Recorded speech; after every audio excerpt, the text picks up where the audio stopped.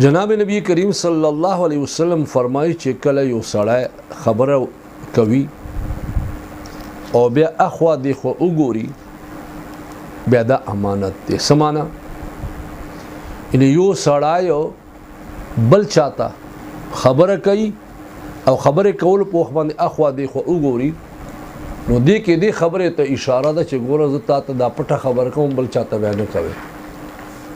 کوم خلک باوجود دې چې ورته وایي چې وروره جان چاته به دا خبره نه کوي بیا هم کوو.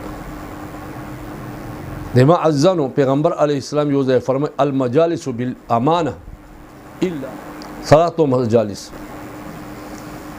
مجلسونه په امانت دي مگر درې مجلسونه داسې دي چې هغه افشا کولی شي، دا امانت نه دی.